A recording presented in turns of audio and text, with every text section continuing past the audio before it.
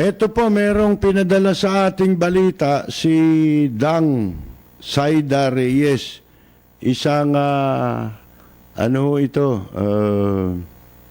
writer, ha? Na, freelance writer. Ngayon, ang balita niya sa atin, si Isa Calzado raw, yung artista, di ba? Di ba na, ano yan, gumaling na sa COVID. At saka yung isang reporter, doon sa malaking himpilan, willing daw sila na magbigay ng plasma. O, sipin ninyo yan, i-donate pala yan. So, yan, kukunin, yung plasma, yung dugo, sa dugo yan kukunin mo yan doon sa napagaling na pasyente sa COVID-19. Pagkatapos, iyon ang i-injection doon sa mga critical na ang kondisyon. O kahit sa may COVID, yung kumpirmadong COVID patient. Si Isa Calzado, napabalita na na gumaling na, di ba? At bumabawi na lang ng lakas. Pati daw yung isang reporter sa isang istasyon. Kasi tinawagan pala sila ng PGH at ng Makati Medical Center. Kung pwede silang mag-donate ng plasma. Madalit sabi, alam na ito. Nitong mga ospital na ito na binanggit natin, mga kaibigan. Ito palang itong therapy na ito, na plasma, mga kaibigan, ito pala ay ginamit na nung araw pa. Ito sa nakaraang araw pala, hindi lamang sa Korea. Ngayon, pinag-aaralan daw po ito o inuumpisa na sa New York. Tinetesting na sa New York, mga kaibigan, itong plasma therapy. Dahil sa nakalipas na mga araw, dun sa Mount Sinai Hospital system, turok na ng mahigit sa 20 grabe ang yung matindi ang coronavirus. Ibig sabihin yung critical na pasyente. Nitong convalescent serum based on blood plasma of people who have recovered. Kaya importante pala yung naka-recover dito. Kasi kung wala naka-recover, di wala tayong pagkukunan yan ng plasma. May plasma yung hindi napagaling, yung mga hindi nagkasakit. Kaso, dapat mong kunin ito doon sa gumaling sa coronavirus. Ibig sabihin, parang bakuna ito. Pero, and at the same time, gamot na siya. Mga kaibigan, siya na yung magiging lunas, bukod sa siya rin yung bakuna. Kasi yung bakuna, di ba, karaniwan yan kinukuha yan dun sa, halimbawa, yung sa ahas, di ba? Tutuklawin ka ng ahas.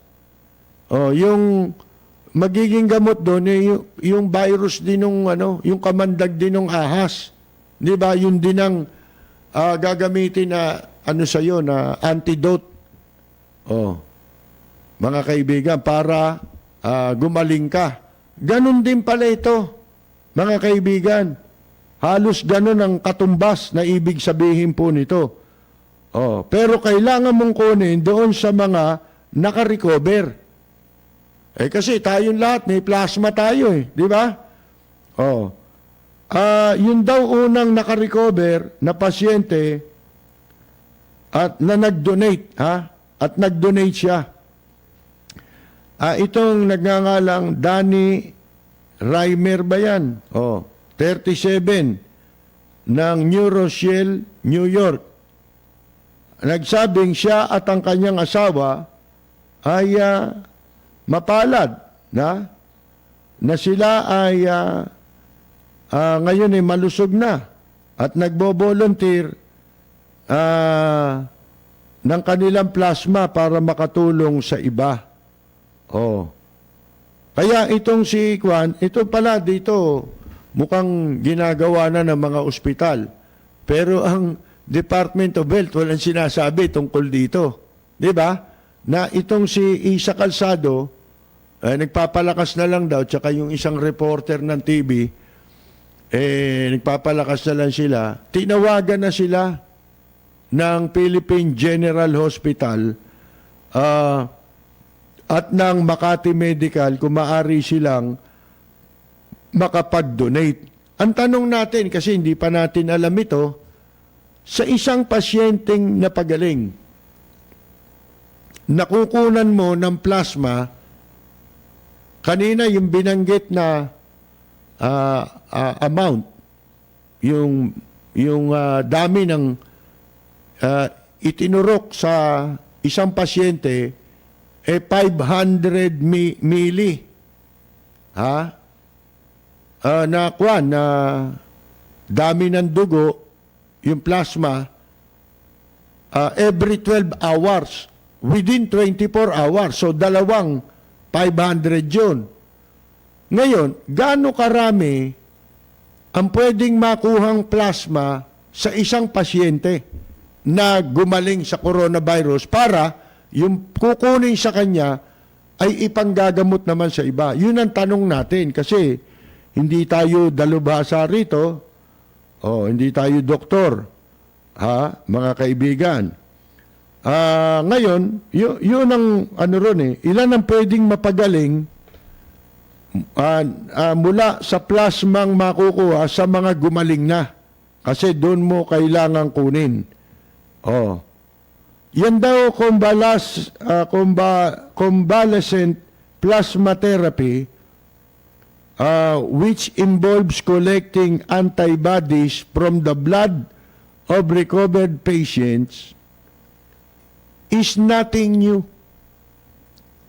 Kaya pala tumawag na yung PGH at saka yung Makati Medical sapagkat ito palang sinasabi ngayon na inuumpisa na rin sa New York, mga kaibigan, hindi na pala bago ito. Hindi bagong gamot ito, paraan sa paggamot. Ito rin pala ang ginamit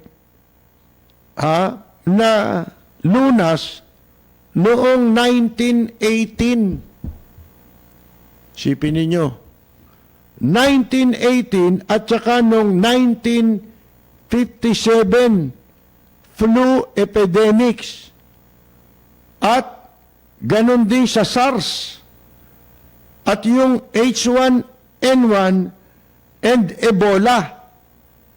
And most recently, some COVID-19 patients in China. Yung pala ginamit nila ron ayaw pa nilang ipagtapat.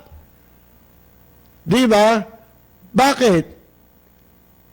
Eto nagpunta rito, pag-aaralan daw tayo, pag-aaralan daw kung uubra yung gamot nila sa mga Pilipino. Ba't nyo pag-aaralan? Di ba? Ewan ko kung may papayag magpagamot dyan sa mga inchik na yan. Kasi nga, hindi naman sila direkta. Sino didiktahan nila na gumamot sa mga pasyente rito? Di ba? Kasi ang buong mundo ayaw tumanggap ng kwan ng anumang assistance ng China, whether panggagamot o mga ano yun? Yung mga ginagamit na proteksyon para sa laban dyan sa coronavirus, mga kaibigan. Hindi ho ba? Ito, natuklasan Alam na itong pamamaraan ngayon Pero ang Ang susubok nito ay yung PGH at saka yung Makati Medical Center na tumawag dito kay kumpirmado kasing gumaling na raw itong si Isa Calzado. At sila ay nagpahayag di umano ng kanilang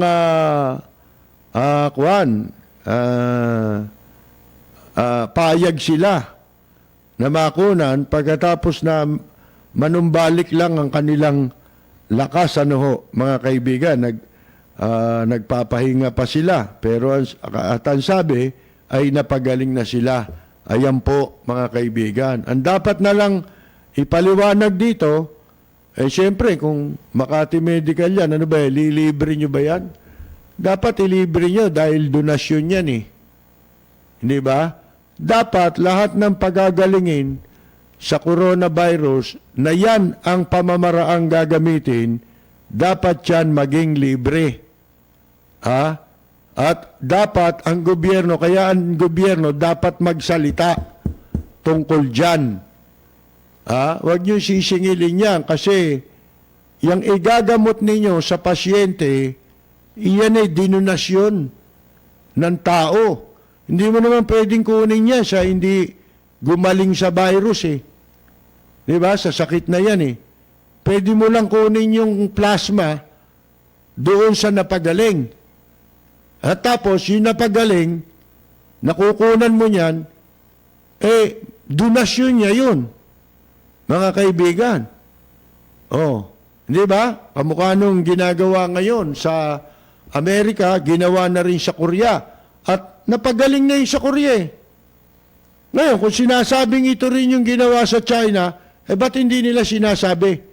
Kung talaga matitinong mga tao yan. Ang balita pa natin, habang tayo ay nilulukob nga nitong virus na nanggaling sa kanila, wala tayong kamalay-malay, nagpapalakas sila ng puwersa dyan sa sa teritoryo ng Pilipinas na inaagaw nila sa atin, mga kaibigan. Pinalalakas nila at mukhang gegerahin tayo. Mukhang gegerahin ito ang Amerika o makikipaggera sa Amerika, tapos dito nila gaganapin sa bansa natin yung gera. Ayan, mga kaibigan, ano. Kasi may nangaagaw nung ating teritoryo eh. Pinresinta nila mag-isa yung sarili nila na silang uuko pa dyan, yun po, mga kaibigan. At pinalayas po yung pinutol yung ating relasyon sa Amerika doon sa BFA na ito namang DILG, ito nga ho, kanina nabanggit na natin to sa simula.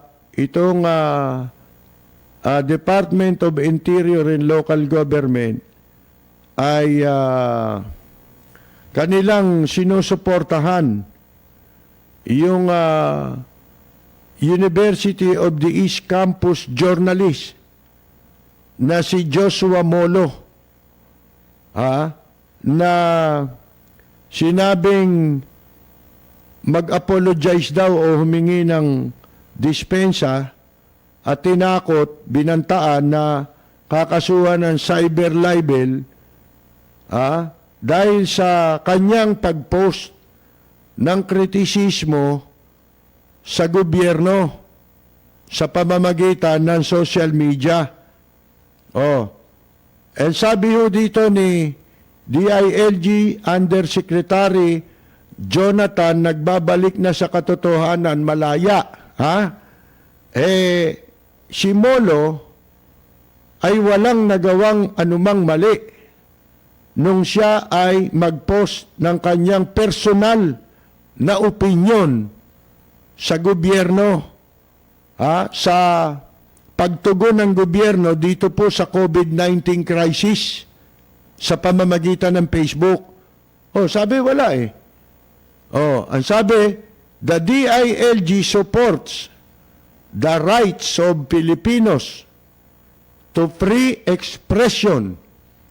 That's a fundamental human right that is protected by the Constitution, ayon po kay Malaya, na nagbabalik sa katotohanan.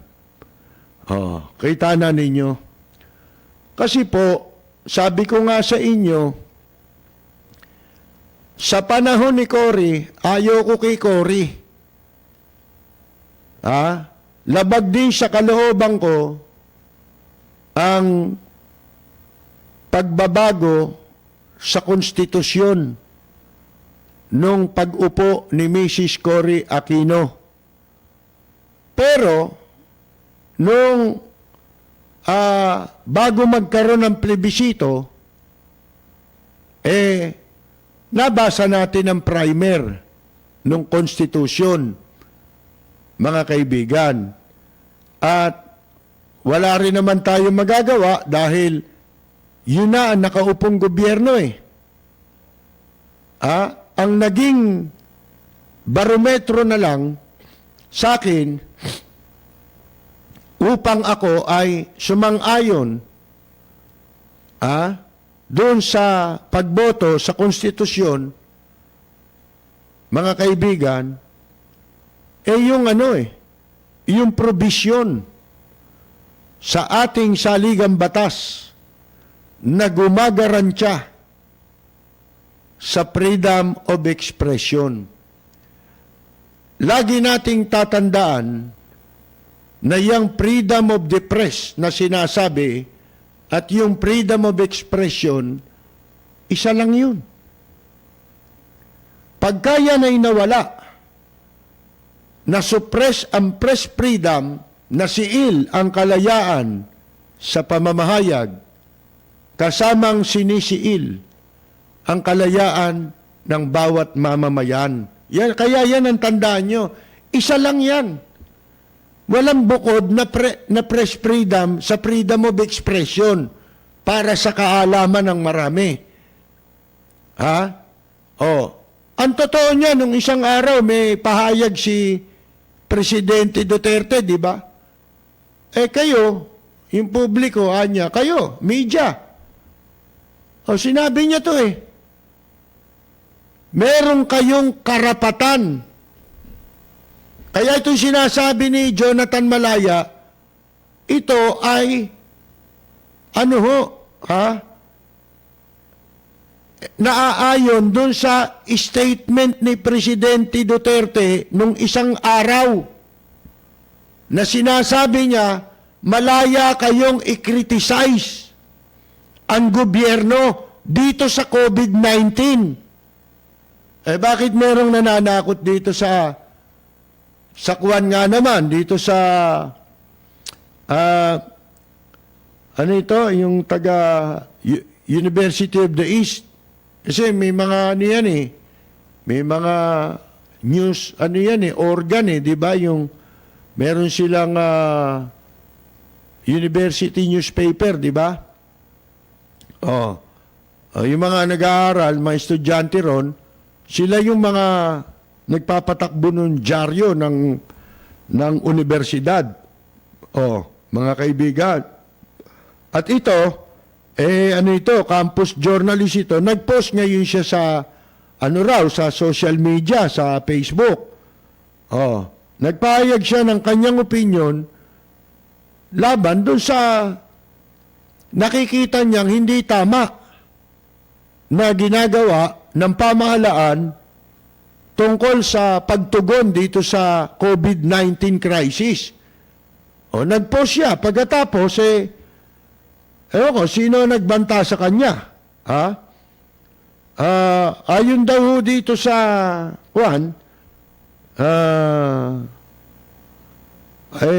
according to student-led online publication, online pala ito, UE Redwire, the UE Dawn Editor-in-Chief, yung pala Editor-in-Chief, yung Molo, was forced by barangay officials, and these former high school teachers in Cabiao, Nueva Ecija, to make a public apology.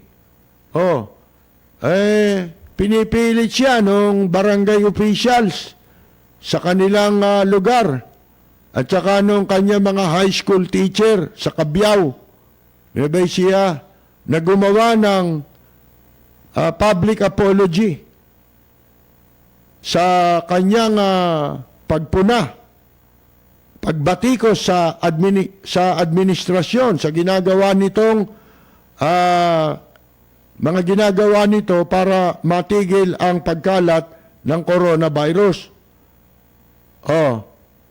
Pagkatapos, to si Molo, nag-release ng statement at nilinaw niya na siya ay inimbitahan ng mga opisyal ng barangay sa San Fernando Sur in Cabiao for a mediation meeting over a blatter. Pinablatter pala siya. Pinatawag siya ng barangay para ayusin yun daw meeting, dati niyang teacher na si June Ain Francisco na nagpa-blatter sa kanya. Ba't siya binlatter? Nagsimula yung yung sagutan pala nitong kanyang dating teacher at saka nito si Molo at ng iba pang mga teachers ni Molo. Ang pangalan, Mel Garcia at Roger De La Cruz, on the government's actions on the COVID-19 crisis. Yan ang hirap. Ang masama dito, yung teacher niya pandati, mga high school pa siya. Ito pa ang gustong mag-suppress ng kanyang freedom of expression. Hindi ba nalalaman ito? Yan ang hirap eh. Nagiging teacher ka, hindi mo alam ang karapatan ng isang tao. Tapos ikaw pa ito nagpapablatter. Di ba? Pinablatter siya sa barangay nila. Siguro, hindi sila manalo sa sagutan. Hindi ko kasi nabasa ito eh. Mga kaibigan, siguro, hindi sila manalo dun sa estudyante nila kasi baluktot yung katwiran mo eh. Yan ang tatandaan ninyo. Pag ikaw tama ka, hindi pwedeng baluktutin yung tama eh. Kaya yung mali na nakikipag-diskusyon sa'yo, magre-resort yun sa ibang paraan eh. Hindi sa katwiran eh. Yan pagpuna, katwiran ang isasagot mo dyan eh. Pero pag hindi na sila dahil nasa tama ka, yan tandaan nyo. Pag nasa tama kayo, ang palatandaan na tama kayo, isa sa palatandaan na ang isang pumupuna, nagsusulat, nagbabalita, kapag kayan, inireklamo. Yan. Indikasyon yan, tama ang sinasabi mo. Bakit? Kasi kung pagtatalo ang gagawin ninyo, magpapalitan kayo magsasagutan kayo ng opinyon. Mga kaibigan, hindi na siya makasagot ng hindi na siya makahanap ng isasagot sa iyo Anong gagawin niya? Yun ang indikasyon ng isang taong baluktot ang isip.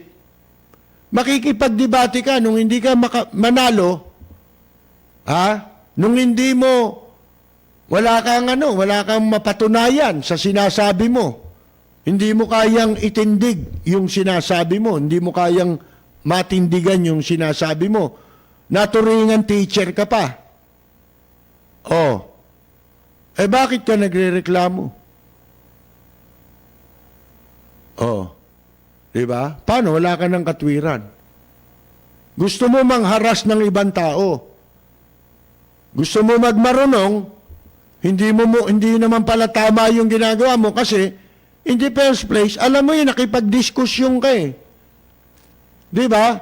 Ibig sabihin, dapat pag nakipagdiskusyon ka, marunong kang tumanggap ng pagkatalo mo, nakikipagdiskusyon ka. Eh hindi mo matanggap na hindi ka mananalo sa diskusyon. Akalain mo, ipablatter mo sa barangay at babantaan mo, cyber libel. Oh. Sino babantaan mo? Unang-una, teacher ka eh. Hindi naman ikaw yung apektado ron sa implementation ng mga patakaran sa protocol nitong COVID-19 eh. Bakit ikaw ang anong karapatan mong magdemanda? Magreklamo? Kita ninyo, mga baluktot ang isip. Maganda rin ito eh. Lumabas itong balitang ito. Para matauhan nyo, ang dami dyan, di ba? Ang gagaling makipagdiba. Dito lang sa atin eh. Kaya lang, alam mo namang hindi mananalo eh. Yung mga gustong inambubuli lang, lalo yung mga taga-dating daan na walang hiya. Ha? Hindi mananalo eh. Anong gagawin mo? Perwisyo lang ang hinahanap nun eh. Anong gagawin mo? I-block mo. Oh. Ha? Pag may nasabi ka, puputulin na nila doon yung sinabi mo, doon ka nila babakbakan. Kahit hindi na nila bubuuin yung sinabi mo. Kakaprasuhan lang nila yun. Yun ang hinahanap lang nila. Tapos, ibubuli ka. Ha? Mumurahin ka lang. Wala naman silang sinasabi tungkol sa diskusyon. Kaya yun, wala kang sayang ang panahon, di ba? Na iuukol mo sa kanila. Di ba? Wala naman sila magagawa. Oh. Di ba? Ang gagawin mo, i-block mo. Di wala na. Tapos na. Hindi na sila kasali. Yung mga magugulo, yan. Dito sa usapin na to, magulo pa, teacher eh. Ano pakialam mo sa opinion ng estudyante mo nung araw? Oh. Hindi ba? Sipo nakakahiya, tinalo ka, estudyante lang. Naalala ko tuloy yung kwento ni Tito Dolphy. Sa akin eh. Tungkol dyan kay Erap. Isang araw inimbita raw sila eh. Kasama si Tony Ferrer. Inimbita, Tony Ferrer, tsaka siya. Diyan sa isang club, uminom sila sa Romulus yata yun. Si Dolphy, may hawak niya raw yung baso niya. Nung araw kasi mga nightclub yan sa Rose Boulevard, may mga sugalan yan eh. May lamesa ron. Tinignan niya raw kung ano yung sugal doon, yung nanonood siya, yung Hilo yata yun eh. Ha? Parang pulat-puti. Oh. Habang nanonood siya, maya-maya, iniwan niya kasi doon si Erap, tsaka si Tony Ferrer. Maya-maya nagpuntahan yung goons, yung mga alalay nung dalawa.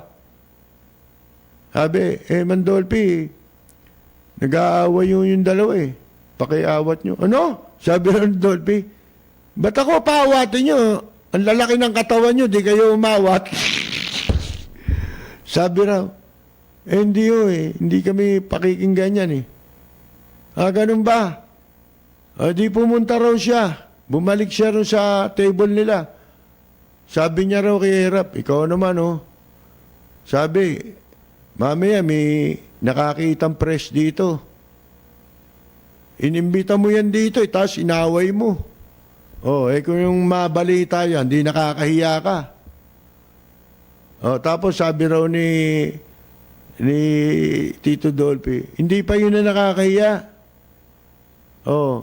Kung magkatuluyan kayo niyan, karatista kung talunin ka niyan, di lalo nakakahiya ka. Sabi raw wala raw, di nakakibo si Erap Tapos sabi raw sa kanya, parang bilib ako siya, tapang mo Kasi hindi siya maawat ng mga malalaki katawan si Dolphy, inaawat siya inaawat sila. Ba't hindi namang nasisindak yung si Dolphy? Bakit? Sa Tondo pinanganak yun mga kaibigan, doon lumaki yun Yun talagang lumaki sa Tondo. Oh, halos kababata ni Mayor, 2 taon lang tanda nung kay Mayor Lim eh. Oh, mga kaibigan. Yun, naalala ko tuloy, di ba? Kaya ito, nakakahiya, oh. Sip mo, dati mong estudyante. Kaya kayo nagre-reklamo, itong mga teacher na to, hindi sila manalo sa katwiran eh. Wala silang ikatwiran, sigurado eh. Oh, isip mo, teacher ka, di sana nagparaya ka na lang. Wala ka naman palang, hindi ka naman pala pakikinggan nung dati mong estudyante. Oh, tapos tatakutin mo, didemanda mo ng cyber libel. Anong personality mo? Hindi naman ikaw yung binabatikos. Ang binabatikos yung gobyerno, yung handling, yung pag-handle ng gobyerno laban sa coronavirus. O kaya ito, si Jonathan Malaya, Undersecretary, suportado nila yung opinion ng bata, ng estudyante, kaysa dun sa mga teacher. Yan ang nakakahiya. Naging teacher kayo.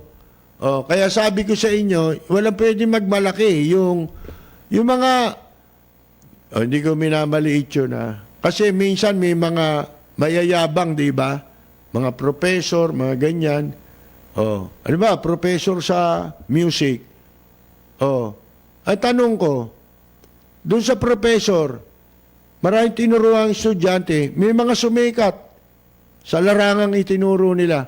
Ba't silang professor, di sila sumikat? Ba't yung estudyante nila sumikat? Nasabi ko lang.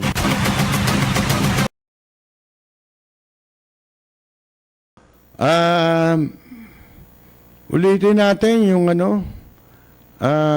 panawagan ni Bacoor City Mayor Lani Mercado tungkol dito sa pandemic ngayon Pakinggan natin. Panoorin Si Lani natin. Mercado Revilla na nagsasabi po sa ating lahat, sama-sama, tulong-tulong, laban po sa COVID-14. COVID-14. Lani. Susma Joseph. Panibago ba yung COVID-14 o COVID-19 tayo ngayon eh? Isipin ninyo, dinadagdagan niya yung epidemic Mga kaibigan, ito naman ang politika sa San Juan ng mga wala sa pwesto, mga kaibigan. Panoorin ninyo Ito yung mga walang kakwenta-kwentang tao Para makakuha ng eksena, mga kaibigan, ito. Demonyo na kami sa mata mo. Ba sabi ni Cardinal Sin, kahit sa Satanas, tatanggap siya ng pera, may tulong sa mga mahihirap. Hindi mo ba alam yun, Mr. Mayor? Gago. Huwag mo subukan bago salta ka lang dito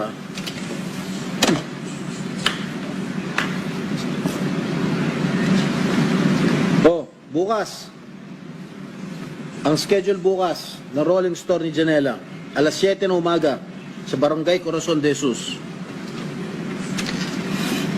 Ihinto mo. Sige, Mayor, ihinto mo. Tingnan natin. Pagkatapos, yung mga tindera ng palengke, pinagsabihan mo na huwag sumama rito sa Rolling Store ni Janela. Talagang pinahihirapan mo no? Wala kang puso talaga no? Wala kang puso. Pinagsabihan mo pa yung market master mo, yung mga tindera sa palengke, huwag sasama rito sa Rolling Store ni Janela para magbenta. Kanya ka ba walang ya? Kanya ka ba, wala ka bang puso?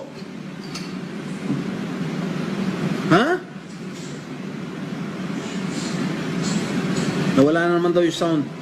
Tingnan mo nga.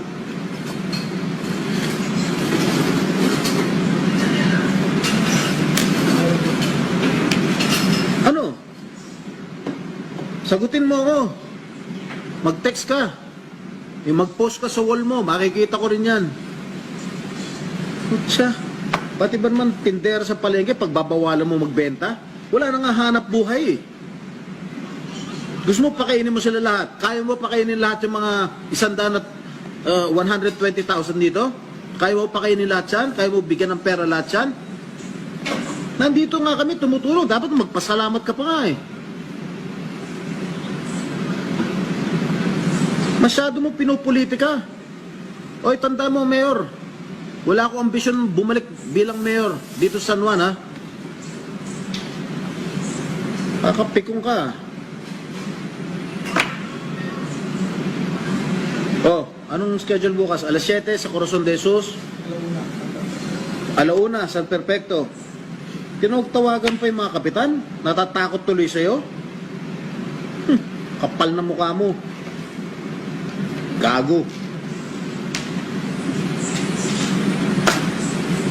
Oh.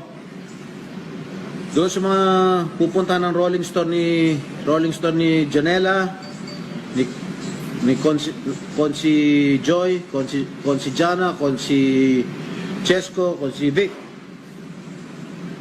Ito, tanda mo to Mayor Ako, nagkakandahirap ako humingi ng tulong sa mga kaibigan ko para lang makatulong dito sa San Juan.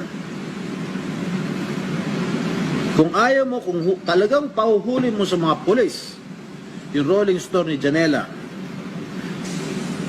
bahala na ang taong bayan mag-usga sa'yo. Walang makakapagpigil na tumulong sa aking mga kababayan. Hindi mo kami mapipigilan, Mr. Mayor. Tandaan mo yan. 10 ng mga alipores mo. Ngayon, lahat ng mga dadaanan na, lahat ng 20 barangay Green Hills, lahat ng mga pupuntahan na Rolling Store, nagpasya na ako, kalahati lang ang presyo.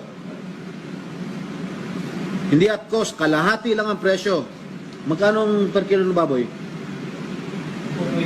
Kung 220 ang per kilo ng baboy, 100 Gs lang ang babayaran ninyo.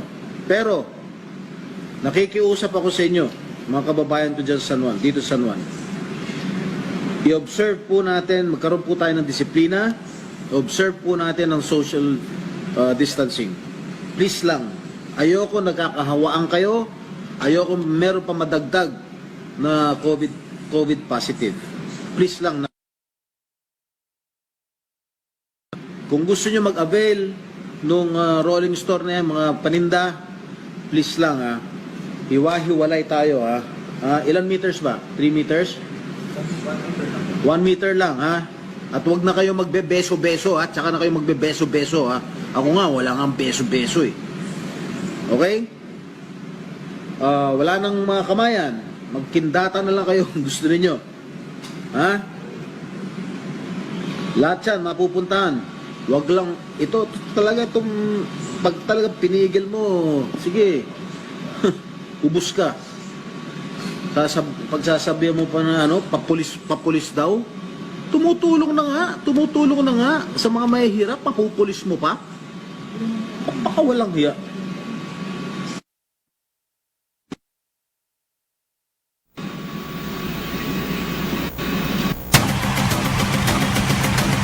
Anak ka ng pu. Anak ka ng pu.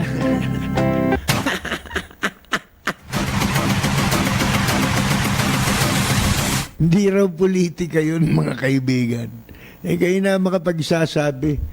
Hindi politika yan bakit may pa-rolling store ka? Di makipagtulungan kayo doon sa di ba? Ano ba yung programang gagawin nung mayor na nakaupo? Yung anak mo, konsihal lang yun. Ba't kayo nagbubukod? Kung nakikipagtulungan kayo, kung tumutulong talaga kayo. Hindi kayo tumutulong. Namumulitika kayo. Maaga pa, kumakampanya na kayo. Wala kang ang balak na bumalik na mayor, pero babalik ka rin sa politika. At ang patatakbuhin nyo, si Janela, di ba? Kaya nyo nga ginagawa yang, ginagaya nyo si Vico Soto. Kayo naman,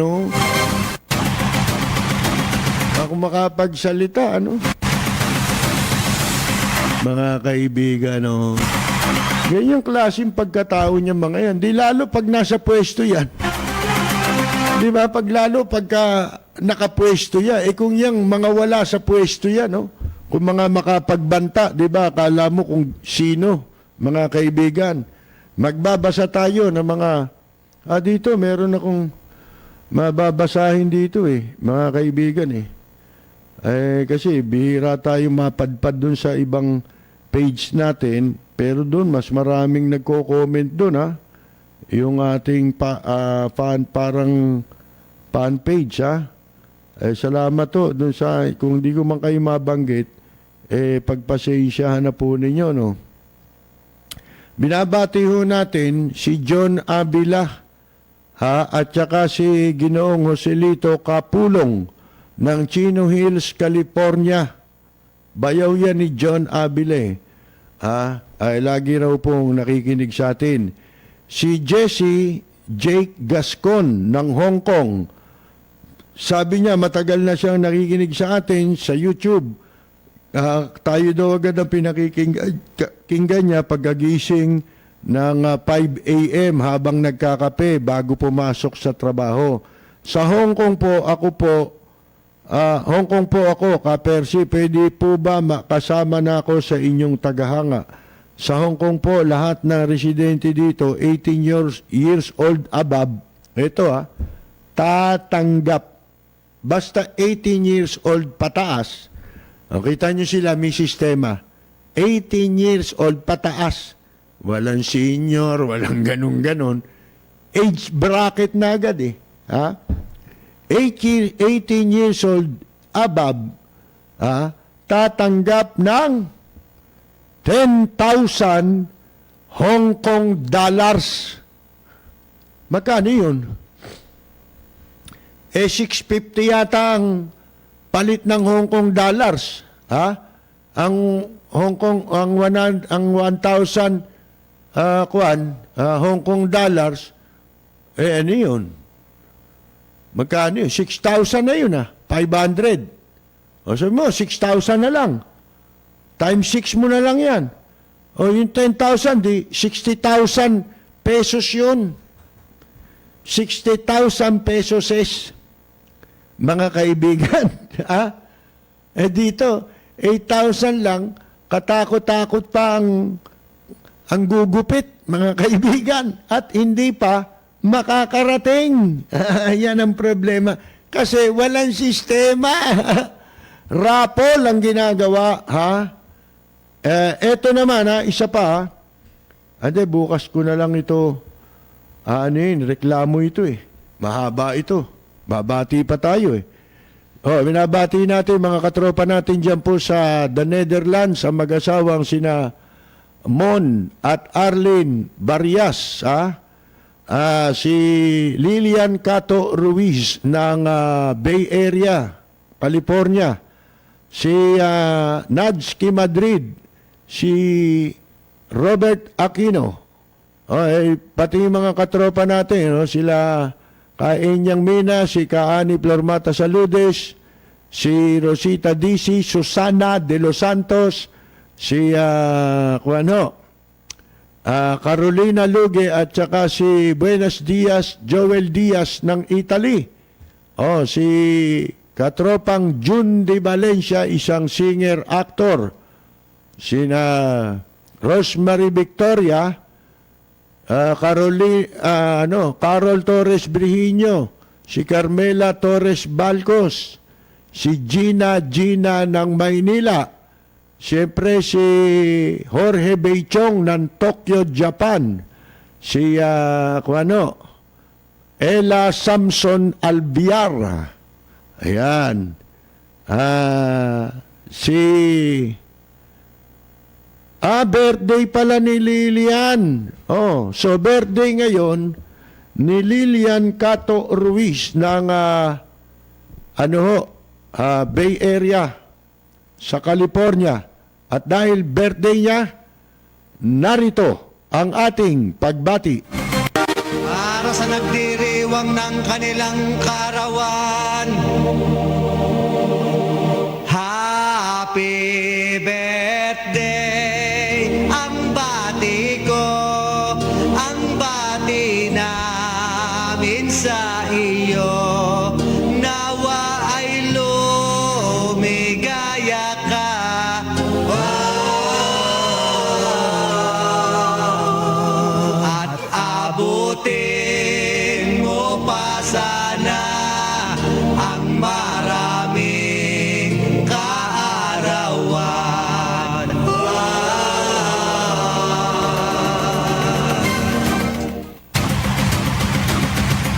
parami na po ng parami ang mga nagbibigay ng pagpupugay sa ating mga frontliner, hindi lamang dito sa ating bansa, kundi maging sa ibang bansa. No? Si Piers Morgan, narinig niyo ba yung sinabi? Tinawag niya ng mga unsung heroes ang mga Pilipino frontliner doon sa kanilang bansa sa United Kingdom. Mga kaibigan, special mention sa kanyang program ang papuri at pag-acknowledge sa mga Pilipino na health workers natin doon sa United Kingdom. Kanina meron ding pinalabas na isang kondong malaki ang binigyan ng mga residente, yung lahat ng nagtatrabaho doon sa kanila, mga mula sa janitor, security guard. At dahil dyan, ay tayo po, isa sa mga unang naging daan para po sa pagpupugay sa ating mga frontliner. Eto, basa tayo Si Freddy Dato, maraming salamat si Johnson Damasco T. Nabanggit na natin si Carmele. Placido Corbito ng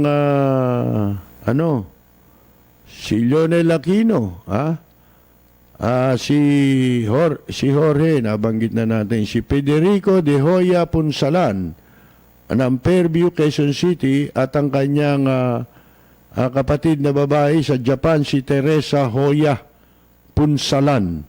Binabati po natin si Leo Villena, si Hans Kuwini ng Arayat, Pampanga, si Nilo Enriquez,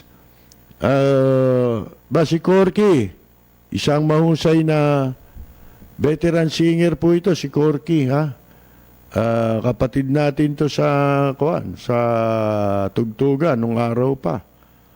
Si Jose Joy Asuan, Belen, si Pedro Penduco, Catherine R. Uy, si Jen Alchanaig, Rosalinda Dihamco,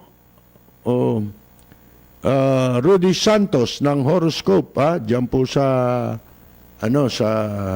California. Narinig niyo ba si June Gases?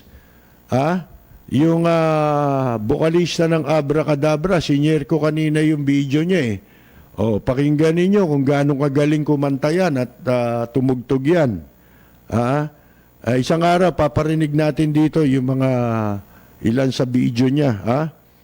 Yan lang ma-share ko sa mga kasama natin sa industriya, yung maiparinig din kayo, di ba?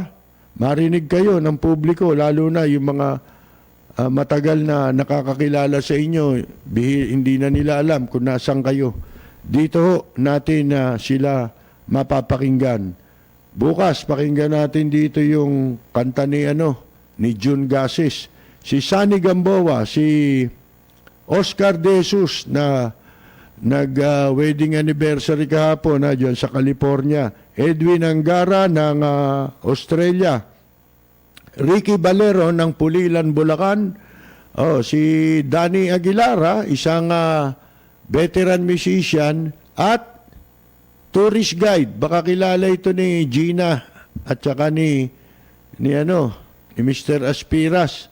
Si Virgilio Sabiba.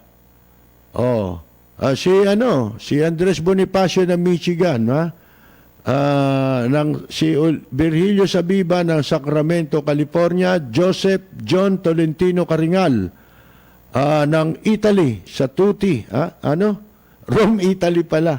Buenasera, Tuti raw. Maliit ba Tuti? Malaki ba yan Tuti o ano? Ano ba ibig sabihin yan? Si Al Angeles ng Temecula, California. Si Jermaine Isidro Aguila. Sina Cecilia Saldi ng Santa Maria, Bulacan. Sina Mac Jaja at Jolly ng Makati, Marlon ng Pasay at Maricel at Jan ng Taguig. Greetings from Doctors Gina and Gian, now on duty from Lanao del Norte. Ay, kumusta po kayo? Frontliner din ito, no? Eli Lopez, ng Calabria, Italy. Si Kagawad Elena Eliasar Kalunsag ng Santa Mesa at ang kanyang husband, si dating Chairman Boy Kalunsag. Si May Broyones, ba? Kumusta ka na, May? Si Colin Gavin, si Richard Galliano, si Alex Camacho, Erwin Guevara, ba? Mga musician na to eh. Erwin Guevara, veteran musician din po yan. Si Federico inabati na natin. Si Bio Gentry. Si Joseph Jude Caporal Villaseñor. Orlando Serrano. Si Marlon Lansangan ng Cucamonga, California. At Abet Buencamino.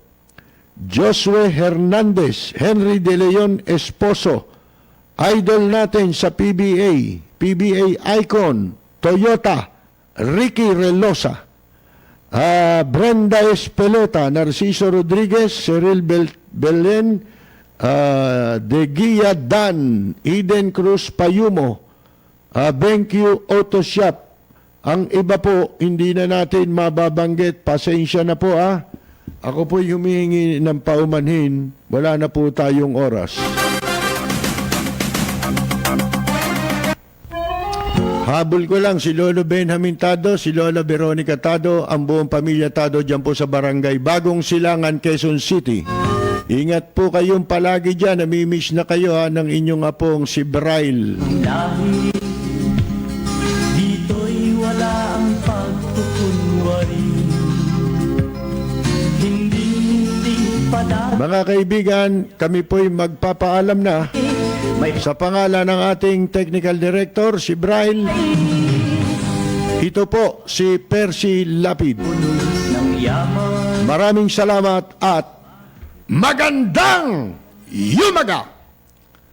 Lani Mercado! Sarap mabuhay ng buong ganap. Sa bayan mo, sumabit lang yaong wakas. Dito sa bayan ko, lahat kami pantay-pantay. Walang nang aapit, ang pag-ibig ay tunay. Dito sa bayan ko, dito'y makikilala mo ang isang kaibigang nagmamahal sa'yo.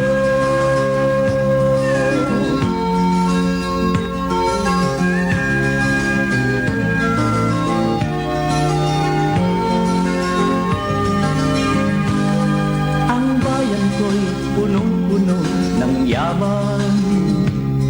Bakit ito'y kailangan pang iwanan?